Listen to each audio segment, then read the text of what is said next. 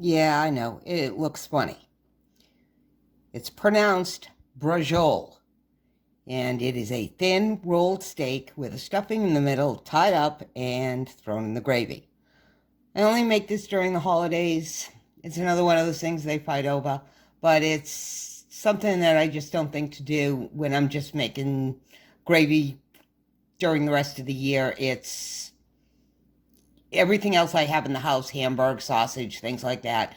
This uses thin cut flank, or right now I have top round, and I usually don't have that in the house, so that when I plan on making it, I do go out and buy it.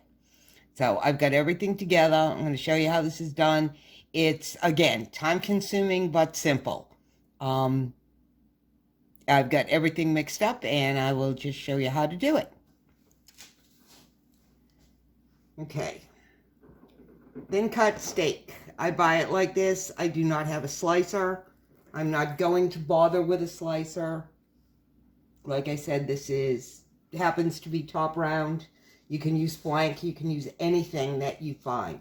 And these are small ones. Most recipes call for a whole piece of flank, and then you pound it out thinner. Shouldn't be no thicker than this, honestly.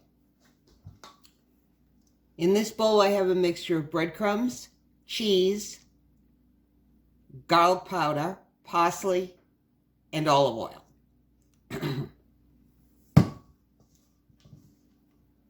You just take some of your mixture, put it on the steak. Yes, I still have the cut on my finger, so here we are with the glove again. All right, get it on there, cover most of the surface. You don't want this falling out the sides, although it will when you roll it, but whatever. Okay, and you just start rolling.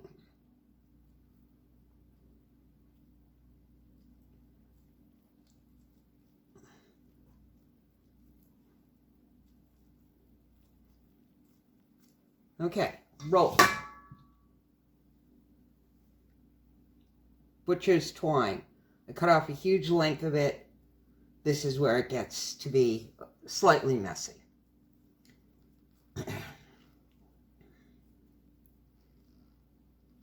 Alright, so you just tie a knot in the butcher's twine at one end. And you're going to truss this up like you would a roast. You go around.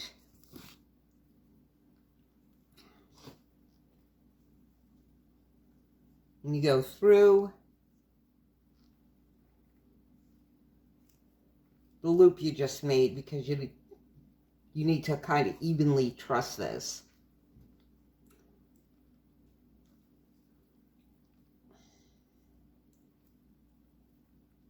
Now this is food grade, says right on it, USDA approved, 100% cotton. Okay, can you see that? How it's gonna set up? And you just go around again.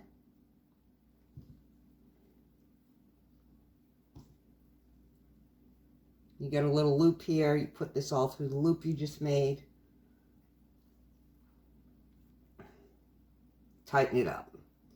And then, you cannot see, around the end. And with the end you have here, you just tie it together.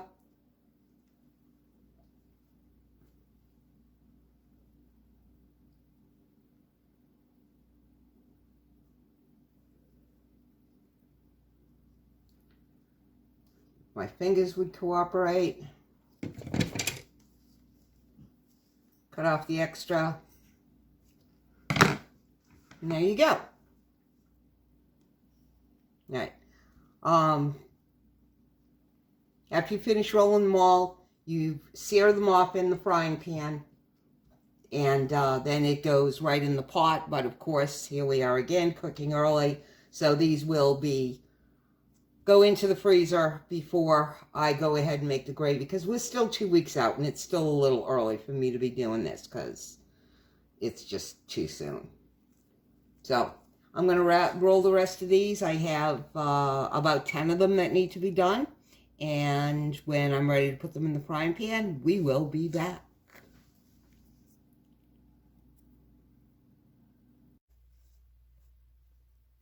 Okay, so we're ready. There they are.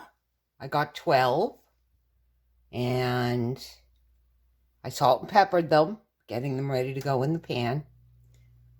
It's a cast iron frying pan. Enough olive oil to coat the bottom of it. It's on medium-ish right now.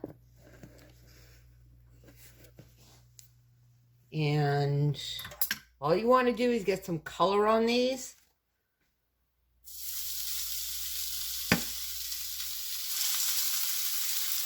Don't overcrowd the pan.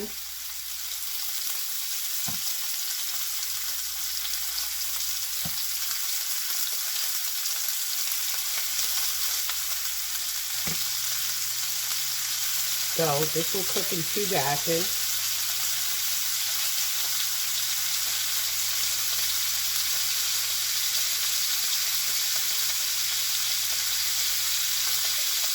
You just want to get that brown crust on them. A little bit darker than that, but that's what you're looking for all the way around. And as they brown up, you just roll them over, get them on cooked on all sides.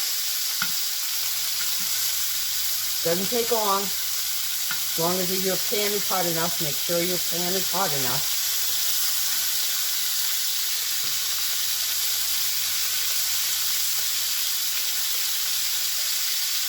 And they're starting to really come together now.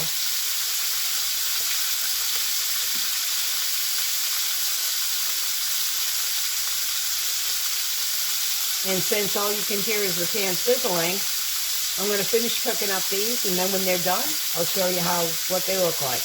I've got a pan over here ready to put them on. They'll go from the frying pan to there, because I need them to cool down before I can put them away. We'll be back. Okay, so that only took about a couple of minutes. They only take 3 or 4 minutes. You just keep flipping them until they turn brown. But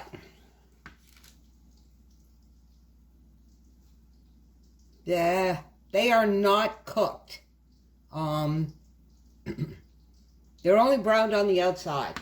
Normally at this point, like the meatballs, they would go directly into the gravy for that long, slow braise and to finish cooking. But you see all that red in there? These are not done. But because I have to put them away, I'm just going to let them cool. And then they'll go into a container. And when I'm ready to put them in the gravy, then they'll go in there. Excuse me. They come out, fall apart, fork tender. Literally, when you start peeling this twine off, I mean, they literally just fall apart. It's just, like I said, it's just something I make just a couple of times a year, and, you know, the kids love it, I love it, everybody seems to think that it's great. Breadcrumbs and cheese, beef, what can go wrong? Like, I don't know, the Italian Philly cheesesteak, only in backwards. So, we'll be back with the rest of it. We still have sausages, and then we're going to make the gravy.